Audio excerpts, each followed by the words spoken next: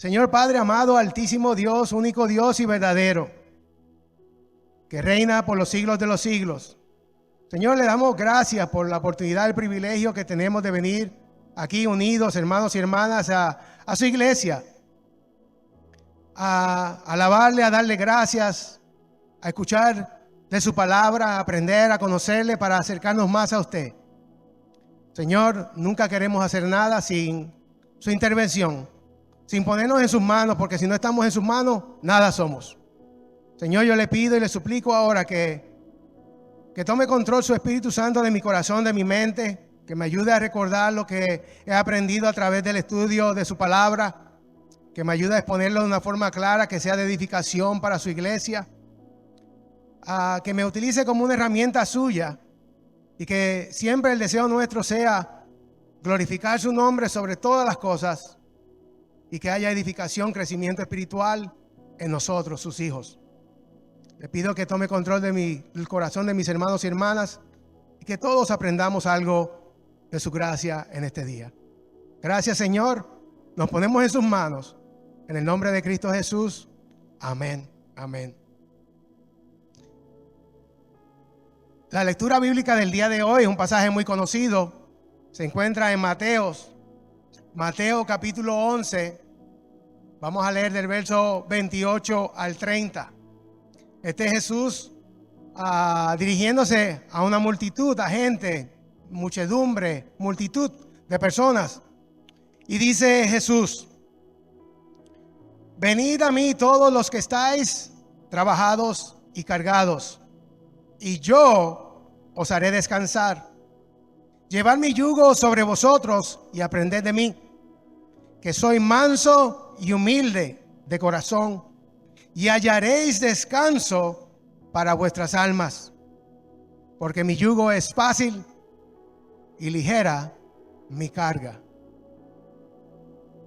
El tema de hoy, el descanso para nuestra alma, se encuentra en Jesús. El descanso para nuestra alma. Y recordemos que el alma es la parte inmaterial del hombre, y el alma es el espíritu, alma es lo que le da vida al cuerpo. Y ahí tenemos todo el sistema control, los pensamientos, los sentimientos, todo está ahí. Y esa es la parte que nosotros necesitamos más descanso que en todo, porque si el alma no tiene descanso, y ese descanso lo vamos a ver a través de la palabra, que solo se encuentra en Cristo, también nuestro cuerpo se afecta. En el principio Dios creó todo perfecto. El hombre disfrutaba de un ambiente perfecto, donde todo era alegría y felicidad. No había enfermedad, muerte, maldad, problemas o imperfecciones. Todo trabajaba como Dios lo había diseñado. Esto cambió rápidamente en el momento que el hombre desobedeció a Dios. El pecado entró en el mundo y comenzaron los problemas y las dificultades en la vida del hombre. Lo que era perfecto pasó a ser imperfecto. Pero gracias a Dios por su gran amor y misericordia, que en el momento que el hombre pecó, Dios mismo le buscó, le llamó y le cubrió con pieles su vergüenza. Dios nunca ha dejado de buscar y llamar al hombre para restaurar esa relación perfecta que hubo en el principio. Hoy vamos a estudiar este pasaje bíblico donde Jesús hace un llamado a todos los que están trabajados y cargados para que en Él encuentren el descanso tan deseado para sus almas. Todo hombre necesita descanso de su alma. Estamos agobiados por problemas a cada lado en nuestra vida diaria. Hay personas con enfermedades, problemas económicos. Hay personas que tienen problemas con familia, hijos. Todo a nuestro alrededor es imperfecto y muchas veces nuestra alma se carga. Así que vamos a ir a a la palabra, a la escritura nuevamente, y vamos a comenzar con Mateo 11, el verso 28, para ver lo que Dios nos dice, cómo podemos en él hallar ese descanso que es tan necesario evitar para nuestra alma. Jesús dice a la multitud: venid a mí todos los que estáis trabajados y cargados, y yo os haré descansar. Jesús hace un llamado a la multitud, una invitación a la multitud, a que vengan a Él. Entre la multitud había diferentes tipos de personas. Podemos ver a través de las escrituras que habían personas que tenían problemas con una carga de las obras de la ley, que los fariseos ponían sobre ellos, que ni ellos mismos podían llevar. También vemos que en las multitudes habían grupos de personas que eran pecadores, que no eran religiosos, que no guardaban la ley, que estaban en pecado. Y también habían personas en necesidad extrema, enfermedades, paralíticos, ciegos, cojos, sin esperanza. Y esa es la multitud que Jesús le está hablando. Y Él hace un llamado, una invitación a esta multitud, a estos tres grupos. Venid a mí todos los que estáis trabajados y cargados, y yo os haré descansar. La palabra trabajados se puede traducir por cansados, fatigados, por el esfuerzo de llevar una carga muy grande. Y cargados se refiere a eso mismo, cargados con un peso muy grande. También figuradamente se refiere a cargados una ansiedad espiritual. Jesús dice que todos los que estén cansados, trabajados, agobiados, con carga espiritual, con problemas, con yugos, le hace un llamado para que en Él puedan encontrar el descanso que tanto ansían y han buscado. No es diferente hoy día. A nuestro alrededor podemos ver que en la sociedad hay muchas personas que están cargadas y agobiadas. Y también nosotros mismos a veces tenemos muchas cargas en nuestra alma, en nuestro espíritu, en nuestro diario vivir. Venid a mí, dice Jesús. Jesús hace una llamada, una invitación especial. Esta invitación está abierta para todos los que voluntariamente acepten, y no es obligada. La invitación es muy clara. El que quiere verdaderamente hallar descanso, venga a mí. Vamos al verso 11. Perdón, verso 29. Capítulo 11, verso 29.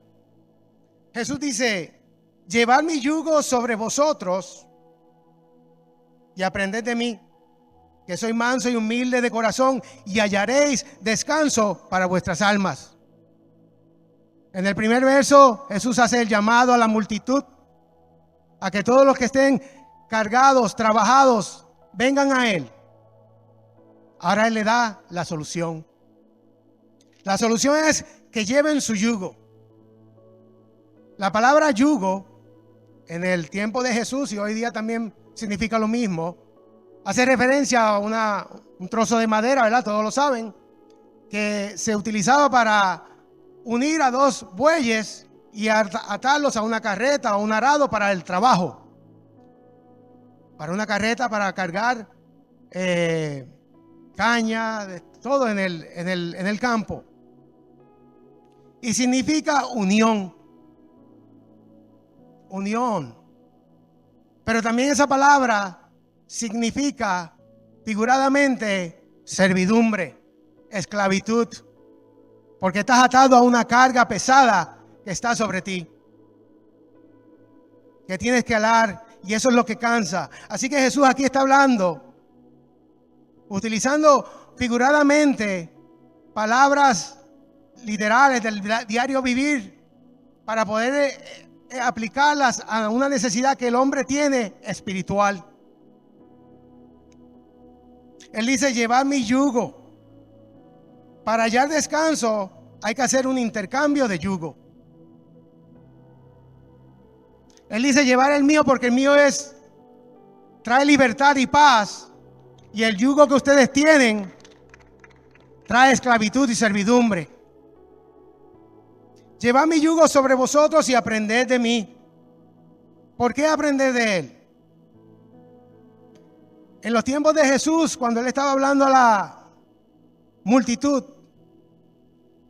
antes que Jesús comenzara el ministerio, todo lo que ellos sabían eran las leyes que Dios dio a Moisés y las otras 600 y más leyes que los fariseos se le habían añadido, que se llama la ley oral, a las leyes de Dios. Así que el conocimiento que ellos tenían era del conocimiento de los fariseos, de lo que ellos enseñaban. Y los fariseos añadirle a las leyes de Dios, las leyes que Dios le había dado a Moisés, ellos le añadieron algunas 600 más de interpretaciones, leyes sobre la ley de Dios. Y eso se había convertido en una carga muy grande para los que verdaderamente querían agradar y vivir una vida conforme al Señor, porque no solo tenían que cumplir la ley que Dios había dado, sino que ellos le habían añadido muchas reglas. Y ellos enseñaban que eran necesarias guardarlas porque le habían dado el valor a la ley oral, el mismo valor que le había dado a la ley de Dios. Así que aquí Jesús lo que le está diciendo a ellos: quítese ese yugo que los fariseos les han dado. Quítese ese yugo. Tomen el mío, porque el del yugo de los fariseos, de las obras de la ley, lo que hace es que lo han cargado. Han cargado su alma. No tienen paz con Dios. ¿Por qué? Porque no pueden cumplir esas leyes. Tomen el mío, que es suave, que libera la esclavitud. Porque el yugo de Jesús es la gracia, es el perdón, es la justificación. Dice: aprended de mí. En otras palabras, ahora tienen que descartar ese yugo, unirse, porque el yugo es unión. Desúnanse de los fariseos, únase a mí, dice Cristo. Descarten ese yugo de los fariseos, tomen el mío y aprendan de mí. En otras palabras, Jesús está diciendo: desaprendan lo que han aprendido de los fariseos y aprendan lo que yo les estoy enseñando, y hallarán descanso. En nuestro caminar nosotros tenemos que desaprender para aprender, y eso lo ha dicho mucho el pastor y muchas personas aquí. Estamos en un crecimiento espiritual. El único que lo sabe todo es Dios. Así que tenemos que ser humildes y mansos como Jesús para poder entender que no lo sabemos todo, que estamos en un crecimiento espiritual y tenemos que en nuestra vida, en nuestro caminar, desaprender para aprender. Jesús no solo le dice que tomen su yugo, que aprendan de él y desechen las enseñanzas de los fariseos, sino que le dice que soy manso y humilde de corazón. Qué lindo. Porque la palabra manso significa pacífico. Al contrario que los fariseos, que no eran pacíficos, sino eran orgullosos, eran agresivos. Despreciaban a Jesús porque él no estaba de acuerdo a sus enseñanzas. Querían siempre atraparlo para acusarlo de blasfemia. Querían matarlo y quitarle la vida. Esclavizaban al pueblo con todas sus enseñanzas. Jesús dice: desprecien ese yugo, desprecien esa carga, vengan a mí, únanse a mí, aprendan de mí, porque yo soy manso, soy pacífico, soy sencillo, humilde de corazón, y hallaréis descanso para vuestras almas. Solo Jesús puede ofrecer descanso espiritual. La humildad es algo que tenemos que aprender nosotros y es muy importante. Porque si leemos el verso 25 anterior a este pasaje, vemos que Jesús dice: te alabo, Padre, que estás en los cielos, porque le revelaste estas cosas a los que son como niños y se las escondiste a los sabios y entendidos. Para nosotros tener la revelación de Dios, para poder entender las Escrituras con claridad, con la iluminación correcta, tenemos que ser como Jesús, humildes y mansos, reconociendo que nada somos sin Él, como niños, y depositando todo en Él y poniéndolo en obediencia.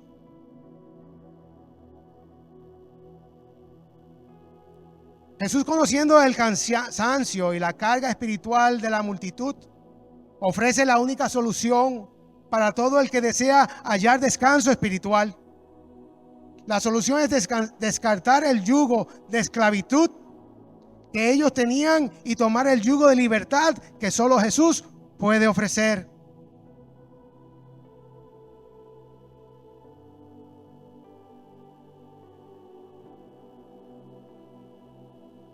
Jesús,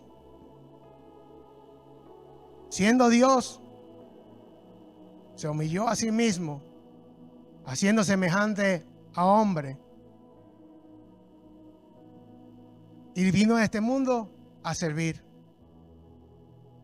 Muy diferente a los fariseos. Juan, algunos versos los vamos a brincar, pero así que a pasar por alto. Vamos a Juan capítulo 13, verso 13 al 14. Al contrario que de los fariseos, Jesús le dice a los apóstoles: vosotros me llamáis maestro y señor, y decís bien, porque lo soy. Ustedes me llaman a mí maestro y señor, que significa y Dios, porque no hay otro señor, solamente hay uno, y lo soy. Pues si yo, el Señor y Maestro de ustedes, he lavado vuestros pies, vosotros también tienen que lavaros los pies unos a los otros. Jesús nunca hizo nada, nos pide nada que Él no haya hecho antes. Él mismo dijo que el siervo no es mayor que su Señor, y el discípulo mayor que el maestro. Si a Él lo persiguieron, a nosotros también. Si a Él lo despreciaron, a nosotros también. Pero alégrese, porque la recompensa es muy grande en el cielo.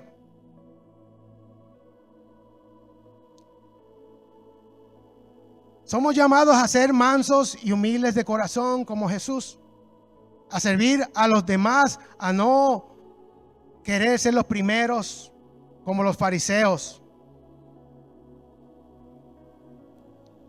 Hallaréis descanso para vuestras almas. Solo en Jesús podemos hallar el verdadero descanso, reposo para nuestra alma.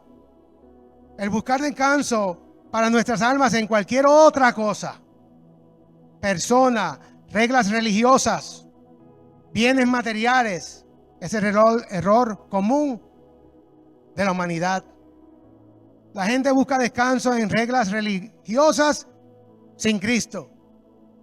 Y eso es un problema que se ve mucho en algunas iglesias, que lleva a una persona a buscar de Cristo, nunca lo guían al evangelio, sino que comienza: tiene que hacer esto, tiene que hacer aquello, tiene que hacer lo otro. Y entonces la persona comienza haciendo todo eso. Llega un momento que se cansa, porque para hacer primero hay que ser. Primero hay que llevarlo al evangelio, para que entienda el evangelio, para que sea convertido, para que sea regenerado, para que Dios haga una obra en él, y luego de eso él va a producir fruto.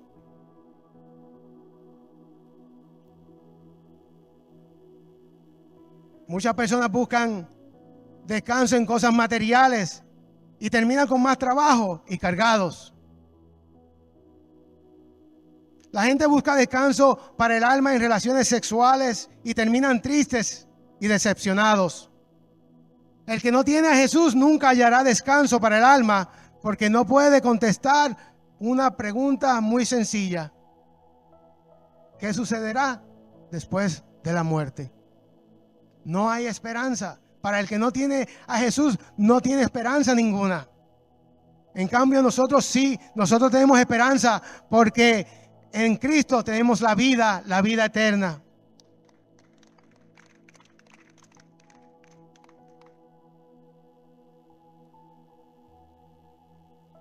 Vamos a hablar un momentito, rapidito. Vamos a ver los tres grupos que podemos identificar en la muchedumbre que Jesús se dirigía. Yo los dividí en tres tipos de personas: los que tenían el yugo de las obras de la ley, los que tenían el yugo del pecado, de la esclavitud del pecado, y los que tenían el yugo de la desesperanza, los necesitados, agobiados, sin esperanza. Eran tres grupos. Vamos a ver primeramente los del grupo que los describo como los del yugo de las obras de la ley. Estos eran los religiosos, los líderes religiosos, o algunos judíos que también guardaban la ley.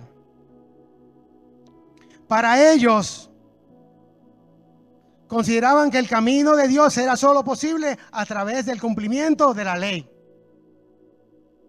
Se oponían a Jesús porque él no estaba de acuerdo con sus enseñanzas.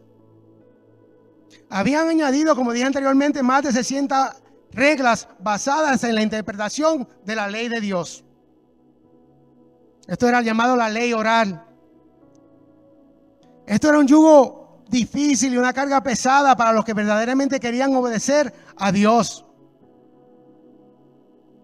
Por ejemplo, el sábado. Nosotros ahora, después de la resurrección de Cristo, la iglesia se reúne los domingos para celebrar la resurrección de Cristo.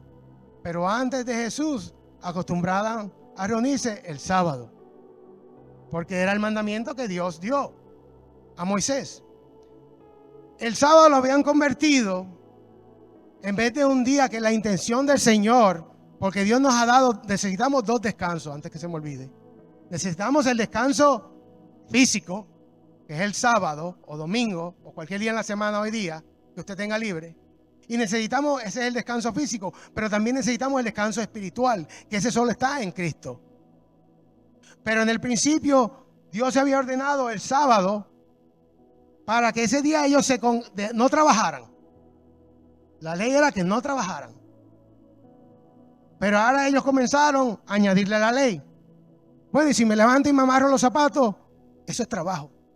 O si me levanto y suelto busco una olla, eso es trabajo. O si me levanto y cocino, eso es trabajo. Entonces, ¿qué vamos a hacer? No voy a poder respirar porque es trabajo. Esa no era la intención.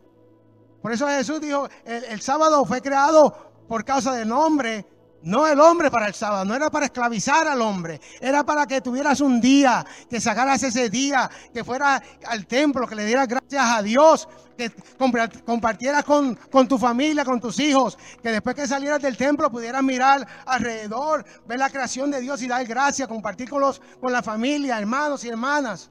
Esa era la intención, que tú tuvieras un día donde tú no tienes que ir a trabajar.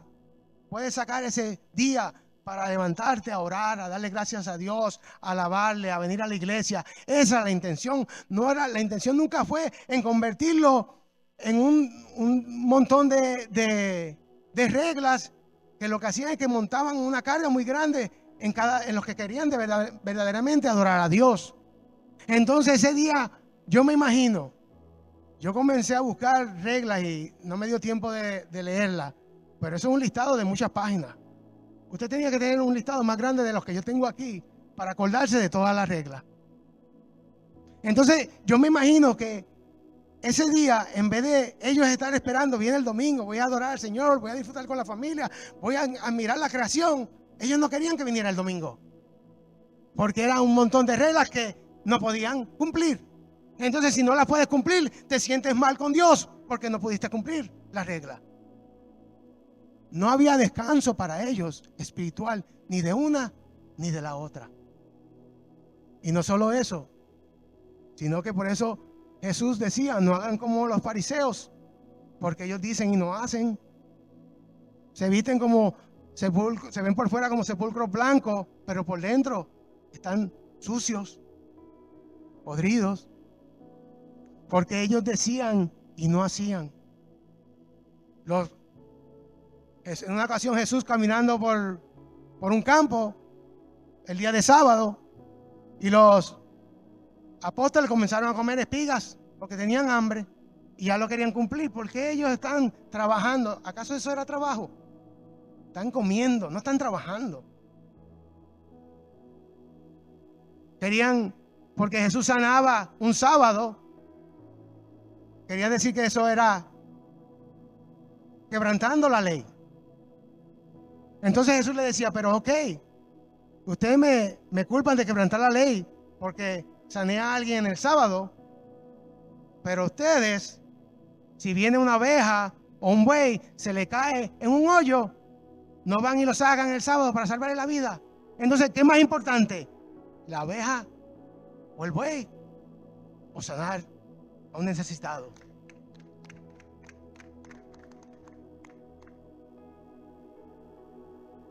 Jesús no era así. Jesús era humilde, manso, de corazón, no orgulloso como ellos.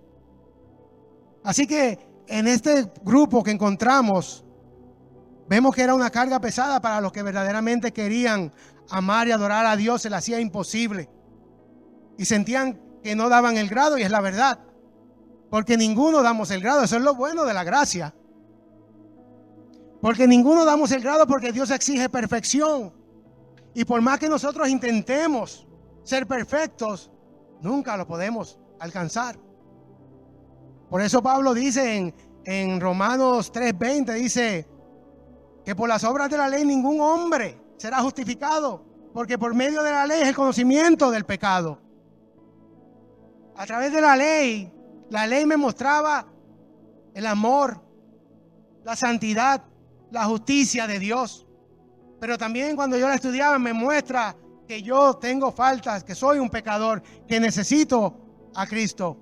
Y la ley, miren qué mal lo tenía ellos, porque la ley estipulaba que si yo cometía pecado, yo tenía que tomar una oveja y hacer un sacrificio para expiación de pecado. Entonces la ley no me condenaba en ese sentido, sino que me llevaba a la gracia, porque siempre ha sido por gracia. Aunque ellos tenían que obedecer la ley, ellos fueron salvos por fe, porque creyeron a Dios. Y cuando esa persona pecaba, porque digo esto porque ahora me acordé que a veces hay personas que dicen, no, pero en el tiempo de antes era la obediencia a la ley. Ellos nunca pudieron obedecer la ley completamente. Por eso es que tenían que hacer sacrificio. Pero mire la diferencia. Si vengo yo y estoy en el tiempo de la ley y pequé, y a mí no me interesa, pero como tengo que ir a llevar un becerrito, pues déjame sacarle este que está aquí, lo llevo allá, hago el sacrificio. ¿Usted cree que sus pecados fueron perdonados? No, no fueron perdonados. Porque aunque esté obedeciendo la ley, su corazón estaba en otro lugar. Él no se había arrepentido. Hay que arrepentirse, hay que hacerlo de corazón. En otras palabras, a menos si en cambio yo he cometido falta ante el Señor, me siento culpable, le pido perdón, voy y traigo el becerro, la oveja, porque yo sé que busco la más linda con mucho amor, porque yo sé que tengo que ofrecer sacrificio, y lo llevo y hago el sacrificio, Dios me perdona. ¿Por qué?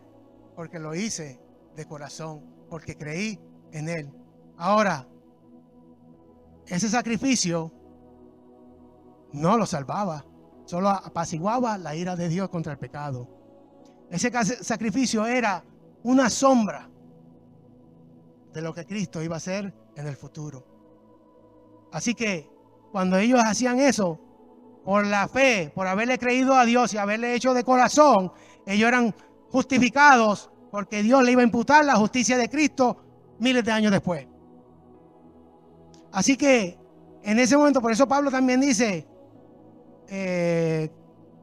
que por las obras de la ley ningún hombre será justificado, pero ahora, aparte de la ley, se ha manifestado la justicia de Dios, testificada por la ley y los profetas. La justicia de Dios por medio de la fe en Él, para todos los que creen, porque no hay diferencia, por cuanto todos pecaron y están destituidos de la gloria de Dios. La ley me llevaba a Cristo y ellos nunca pudieron entender esas cosas. Ahora, mire cómo Pablo lo dice aquí, porque el apóstol Pablo él era una persona, porque yo sé que Pablo, yo sé que Pablo amaba a Dios de una manera, y como él solamente tenía el conocimiento de la ley y todo lo que había aprendido desde joven era la ley desde niño, y él cumplía la ley y se esforzaba en la ley y decía que yo soy hebreo de hebreo, circuncidado al 8º día, en cuanto a la ley, irreprensible. Nadie podía decirle a Pablo: mira, Pablo, tú fallaste en la ley, no cumpliste esto. Nadie. Porque él se esmeraba en cumplir la ley, porque amaba a Dios verdaderamente. Pero mire cómo todo cambió cuando tuvo el encuentro con Cristo. Ahí sí que entendió lo que era la gracia. Y dice Filipenses 3, 7 al 9. Pero cuántas cosas eran para mí ganancia, hablando de todo lo que era antes de su pedigrí, las he estimado como pérdida por amor de Cristo. Y ciertamente aún estimo todas las cosas como pérdida por la excelencia de ¿qué? Del conocimiento de Cristo. Y este conocimiento no es un conocimiento intelectual, es un conocimiento personal. Acuérdense que el evangelio le fue revelado a Pablo directamente de Cristo. Y miren lo que dice: conocimiento de Cristo Jesús, mi Señor, mi Dios, mi dueño.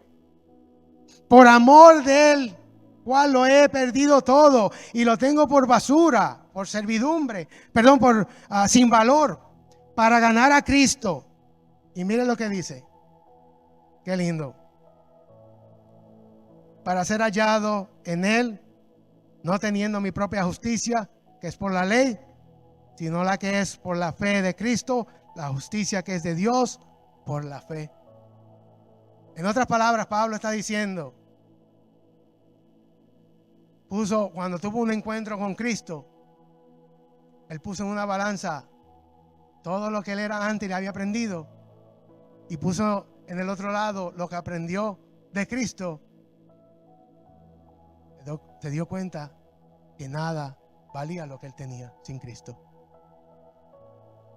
Así que Pablo lo que está diciendo así: y ser hallado en Él, no teniendo mi propia justicia que es por la ley, sino la justicia que es por la fe de Cristo, la justicia que es de Dios por la fe. En otras palabras, yo veo que Pablo está diciendo: para cuando llegue ese día de mi partida, donde yo cierre los ojos por última vez, yo seré hallado en la justicia de Cristo y no en la mía, y no en la mía.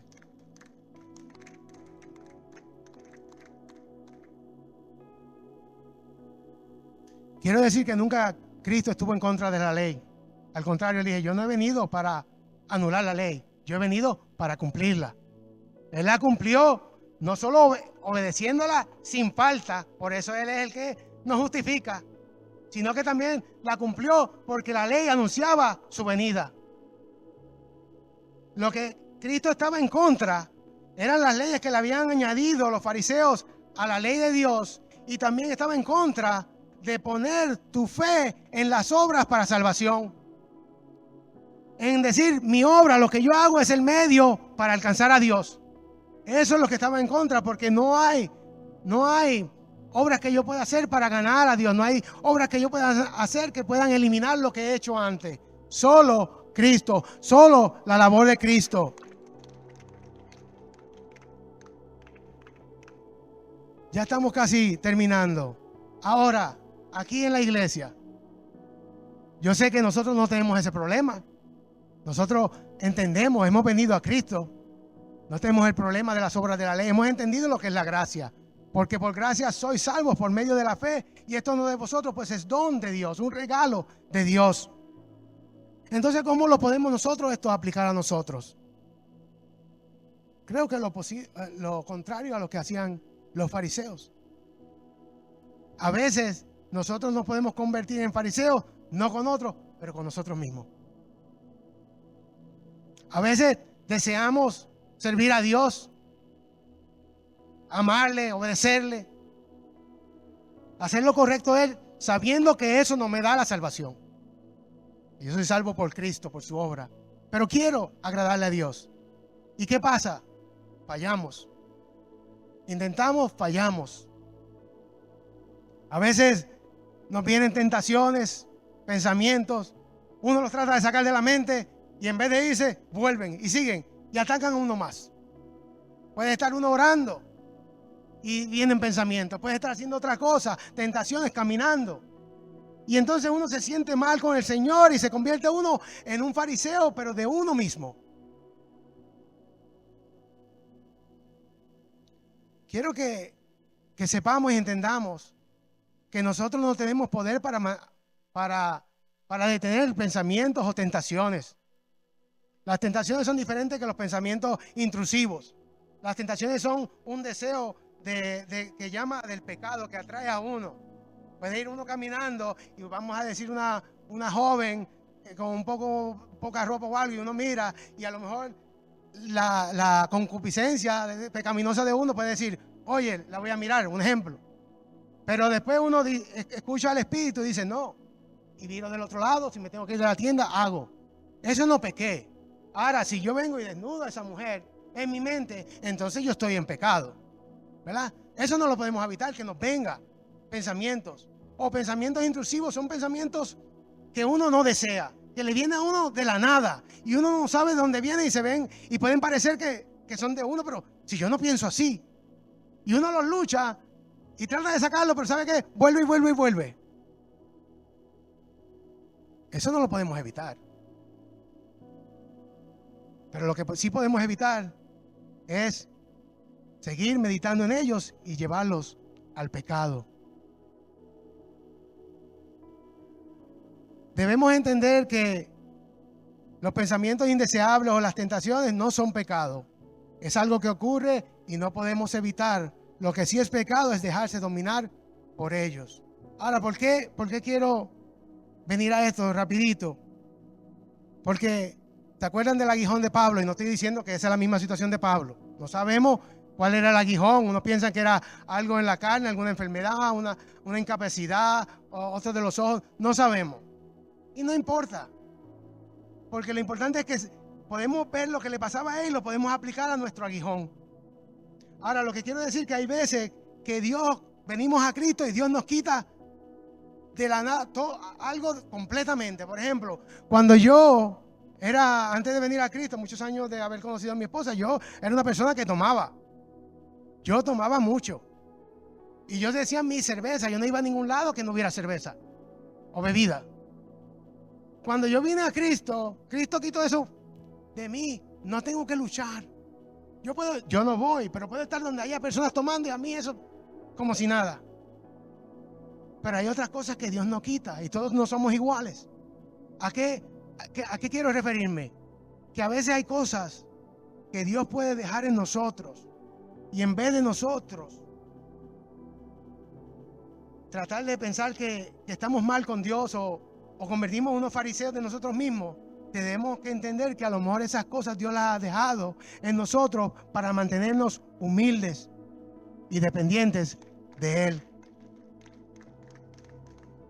Y con la ayuda de Él, en oración, en palabra, estudiando la palabra, asistiendo a la iglesia, los estudios, viviendo con la ayuda de Él y del Espíritu Santo en nosotros vamos a seguir creciendo. Porque Dios no deja nada en nosotros para hacernos daño. A veces también tenemos en la mente y nos vemos como si Dios estuviera velando a ver qué yo hago para decirme, ajá, te agarré. Así le hizo a Adán y Eva en el principio. Adán, ¿dónde está? Ellos estaban escondidos porque tuvieron vergüenza, porque pecaron. Él los estaba buscando para que vinieran a Él, para hacerle vestiduras, para demostrarle su gracia. Así que, miren, vamos a 2 de Corintios, Segunda de Corintios, capítulo 12, versos 7 al 9a. Y Pablo dice anteriormente, para resumir rápido, y Pablo dice: conozco a un hombre que hace 14 años, no sé si en el cuerpo o fuera del cuerpo, Dios lo sabe, fue llevado al tercer cielo, al paraíso, y se le mostraron cosas que no podía decir. Como dice el pastor, eso siempre me acuerda, que en YouTube, usted va a YouTube y hay un montón de personas que han ido al cielo y le cuentan todo lo que ha visto. Pero a Pablo no se le fue permitido.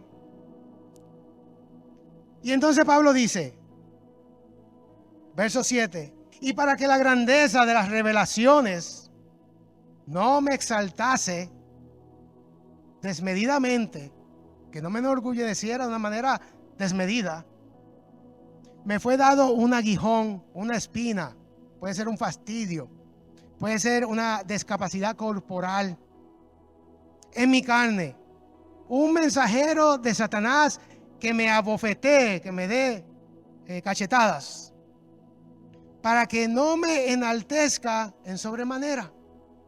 Este mensajero, la palabra mensajero se puede traducir como ángel. Yo pienso que ahí está hablando de un espíritu caído. Y dice, para que no me enaltezca sobremanera, respecto a lo cual 3 veces he rogado al Señor que lo quite de mí, y me ha dicho, bástate de mi gracia, porque mi poder se perfecciona en tu debilidad. No que nosotros perfeccionemos el poder de Dios. Lo que quiere decir es que Dios muestra su poder trabajando a través de personas como usted y yo. Como usted y yo.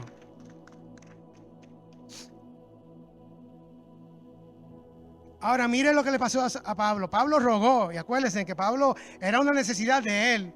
Él le rogó al Señor, él no le demandó, aprovechar de decir eso, ¿verdad? Ni le demandó y tienes que hacer esto. No, le rogó, quítalo de mí. Y el Señor le dijo, bástate de mi gracia. Bástate de mi gracia. Eso es todo lo que tenemos que hacer. Cuando hay cosas que quisiéramos que no estuvieran en nosotros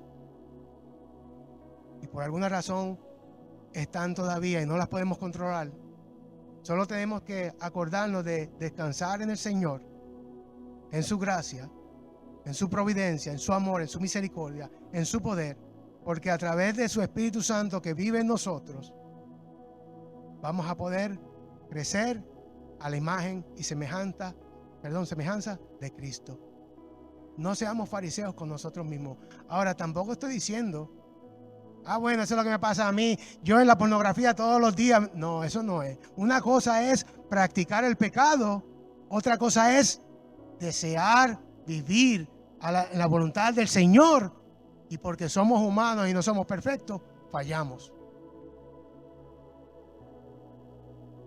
Vamos rapidito al próximo, ya nos queda poco. El yugo del pecado. Ese era otro problema que había en la muchedumbre. En la multitud había muchos que habían rechazado creer en Jesús. Habían visto todos los milagros que había hecho, todas las cosas que hacía, cómo enseñaba, pero rehusaban creer en él. Y estaban bajo el yugo de la esclavitud, porque el pecado nos esclaviza y no es una carga que va sobre nosotros. Romanos 6, 22, 23 dice, mas ahora que habéis sido libertados del pecado, dice Pablo, Cristo nos libertó de la esclavitud del pecado. Ya no somos más esclavos del pecado. En Cristo nosotros somos vencedores. Ahora tenemos el Espíritu de Él en nosotros para superar las tentaciones. Pero ¿qué pasa? ¿Qué pasa cuando fallamos? También está la gracia y el sacrificio de Cristo para justificarnos cuando fallemos. Así que estamos cubiertos completamente por Cristo. Cubiertos completamente. Dice, libertados del pecado y hechos siervos de Dios tenéis por vuestro fruto la santificación y como fin la vida eterna. Porque la paga del pecado es muerte, mas la dádiva, el regalo de Dios es vida eterna en Cristo Jesús. O sea, el que practica el pecado va a recibir un pago. Y ese pago es muerte, es separación de Dios. Así que nosotros no somos llamados a practicar el pecado. Porque practicar el pecado es hacer hábito, vivir una vida donde siempre estamos pecando. Dios nos ha libertado de eso. Y mire lo que dice, que el fruto de esa libertad es la santificación. Es la santificación, es un trabajo que Dios que requiere dos. Dios hace la labor, pero requiere de mí poner de mi parte y obedecer. Primera de Juan 3:9 nos dice muy claro esto. El apóstol Juan dice: todo aquel que es nacido de Dios no practica el pecado, porque la simiente de Dios permanece en él. No puede pecar porque es nacido de Dios. Y aquí la palabra clave para movernos al próximo grupo y terminar es practicar. El que tiene hábito de pecar no ha sido regenerado, no ha creído verdaderamente y no ha sido nacido de lo alto, como dijo Jesús, nacer de arriba. No tiene la regeneración que es el Espíritu de Dios cambiando su vida. Por eso dice: todo aquel que es nacido de Dios no practica el pecado, no acostumbra a vivir en pecado, porque la simiente de Dios permanece en él. La simiente es la vida de Dios. La simiente es Dios en nosotros. ¿Y por qué no podemos practicar el pecado? Porque un hijo de Dios puede caer en pecado, en una debilidad y seguir, ¿verdad?, en esa debilidad. Pero va a llegar el momento, porque es hijo, que Dios lo va a llamar a cuenta, que lo va a redarguir. Y si tiene que disciplinarlo, lo va a disciplinar. ¿Para qué? Para volverlo a traer. ¿Se acuerdan de David? ¿Cuánto tiempo estuvo David? Pero fue confrontado por el profeta Natán. Así que el cristiano no puede pecar y sentirse bien. Esas personas que pecan y están lo más alegres todo el tiempo y no tienen convicción de que han pecado contra Dios, no han nacido de Dios todavía. Ahora, uno, si peca y tiene el Espíritu Santo, uno va a ser convencido por el Espíritu Santo de eso. Y no nos va a dejar que sigamos en eso sin amonestarnos. Ahora vamos al último yugo, y ese es el yugo de la desesperanza. En este grupo se encontraban los enfermos, ciegos, paralíticos, personas oprimidas, personas por la sociedad, pobres, que no tenían esperanza, que venían a Jesús buscando esa esperanza o que los sanara, porque no había nadie que los pudiera sanar.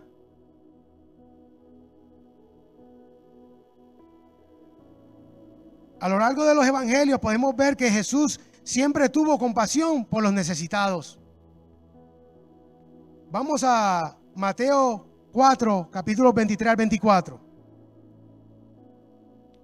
Y recorrió Jesús toda Galilea, enseñando en las sinagogas de ellos y predicando el evangelio del reino, y sanando toda enfermedad y toda dolencia en el pueblo. Y se difundió su fama por toda Siria. Y le trajeron todos los que tenían dolencias, los afligidos por diversas enfermedades y tormentos, los endemoniados, lunáticos y paralíticos, y los sanó. El Señor siempre ha tenido compasión del necesitado. No puedo decir hoy día que la Biblia enseña que Dios va a seguir sanando a todo el mundo, porque sabemos que en aquel tiempo una de las razones también que Él lo hacía era porque de esa manera ellos podían saber que Él era Dios, porque lo que Él hacía nadie lo podía hacer. Por eso le decía a los fariseos, si no creen por mis palabras, créanme por mis obras, porque las obras que yo hago dan testimonio de quién soy. Porque ellos mismos decían, ¿qué vamos a hacer? ¿Qué vamos a hacer? Porque las obras que hacen nadie las puede hacer. Ellos sabían que venía de Dios. Así que no podemos decir eso, pero sí puedo decir con certeza que Jesús se preocupa y está activo, siempre obrando en nuestras vidas, y que conforme a su voluntad, algunos son sanados, otros no. Pero todos tenemos esperanza, todos. Y vamos a terminar. Primera de Pedro, capítulo 1, versos 3 al 4. Mire qué bonito. Dice Pedro: bendito el Dios y Padre de nuestro Señor Jesucristo, que según su grande misericordia nos hizo renacer para una esperanza viva, una esperanza real, por la resurrección de Jesucristo de los muertos, para una herencia incorruptible, que no se puede dañar, que no se deteriora, incontaminada, que no está contaminada por el pecado, e inmarcesible, inmarchitable, reservada, ¿para quiénes? Reservada en los cielos para vosotros. Nosotros sí tenemos esperanza. La esperanza está en Cristo. Y ya vamos a terminar. Quería decir que también en este grupo había muchas personas que tenían estrés, ansiedad por los problemas, por las situaciones. Todos nosotros pasamos por situaciones así. Problemas en los trabajos, problemas con familiares, hijos, problemas económicos, y crean estrés en nosotros, como una presión, porque queremos resolverlo y muchas veces no tenemos la manera de cómo resolverlos, y no se pueden resolver rápidamente. Algunos podemos nosotros, porque a veces podemos examinarnos y vernos si hemos cometido algún error y ese problema es culpa de nosotros. Entonces podemos orar al Señor para que nos ayude a cambiar lo que está afectando nuestra vida y dándonos estrés. Pero otras veces hay cosas que no podemos, sino solo Dios puede intervenir en ellas. Pero lo que quiero llegar es que el estrés es algo que hace mucho daño. Hace daño mental y hace daño físico. Y comienza con el estrés, y hay cosas que suceden en nuestra mente que son químicos que se alteran por el estrés. Y podemos de ahí pasar a ansiedad, de ahí podemos pasar a ataques de pánico, de ahí se puede comenzar a alterar nuestro cuerpo con problemas de dolor en el cuello, en la espalda, y todos ellos están relacionados por el estrés. Así, ¿a qué quiero llegar? Lo que quiero llegar es que nosotros tenemos que descansar en Cristo. Dice, echando todas vuestras cargas sobre Él, porque Él cuida de vosotros. Y eso es quitar sus cargas y ponerlas a Él. Y eso es el primer procedimiento. Pero hay otras cosas que Dios también le ha dado sabiduría a la ciencia. Y hay doctores o personas preparadas para poder ayudarnos en situaciones así, cuando eso se convierte en algo que me afecta a mi diario vivir. Así que cuando la ansiedad, el estrés, se comienza a afectar mi vida, mi diario vivir, usted siempre póngalo en las manos del Señor. Pero también está bien que busque ayuda de un profesional. Hace unos meses atrás, yo creo como 6 meses o algo así, me levanté una vez como a eso de las 12 y sentía como una sensación que nunca había sentido. Me estaba nervioso. Miré así a Diana, mi esposa, y a la nena durmiendo. Me fui afuera, digo, voy a orar. Me fui a la sala, me arrodillé a orar y no podía orar porque Digo, voy a salir afuera a caminar para despejarme. Eran como las 12 a la 1 de la mañana. ¿Cómo voy a salir afuera? Van a llamar a la policía. Pero me sentaba bien tranquilo y mi mente no estaba bien. Y me asusté. Dije, oye, que ahora yo no me estoy volviendo loco. Gracias a Dios comenzó. Yo no sabía, por eso es que yo sé eso ahora, porque yo busqué en la internet y eso. Y lo que me dio fue un panic attack, un ataque de pánico. Y yo pensaba cosas que no son reales y le daba como estrés el pensar en eso. Y pude controlarme. Me fui al otro cuarto, prendí la televisión. En YouTube yo pongo música como de hymns y de esas cosas, que con árboles y ríos y todas esas cosas. Y ahí me acosté y comencé a orarle al Señor, porque me asusté. Y después al otro día tenía otro miedo más, que ahora llega la noche y que me pase eso de nuevo. Para hacer la historia larga, corta, me estuvo afectando como por un mes. Y saqué una cita con la iglesia del Nazareno en Highland Park, en Lakeland. Ellos tienen profesionales allí, terapistas, ¿verdad? Y son cristianos. Saqué una cita con ellos y fui. ¿Y por qué digo esto? Porque tiene que saber que si usted está pasando por situaciones de estrés o problemas así, lo primero es que uno tiene que identificar qué está causando ese estrés. Y si es algo que usted puede evitar o deshacer, tiene que tomar la decisión para hacerlo, ¿verdad? No es que vaya a deshacerse del esposo. Usted entiende a lo que yo refiero, ¿verdad? Pero también a veces es bueno uno buscar ayuda, porque creo que hay un 30% de las personas en el mundo que sufren de ansiedad y problemas similares. Eso es 3 de cada 10. Así que lo que le quería decir rapidito es que fui allá, me hicieron muchas preguntas, esto y lo otro, y yo le digo, ¿usted cree que yo me estoy volviendo loco? Ella se rió, me dijo, no, usted no sabe el alivio que yo sentí. Por eso, si usted tiene problemas, busque ayuda, porque no está solo. Primero Dios, también busque ayuda, porque no está solo. Hay millones de personas en el mundo que están pasando lo mismo que usted o yo. ¿Ok? Y ya terminamos. Iglesia, si deseamos descanso espiritual, Dios nos llama hoy, Jesús nos hace llamado, que desechemos cualquier otro yugo, que tomemos el de Él, que es liviano, suave, que su carga es ligera, que nos enfoquemos en sus enseñanzas y las pongamos en práctica, que lo imitemos, que Él es manso y humilde, y hallarás descanso. Dios los bendiga.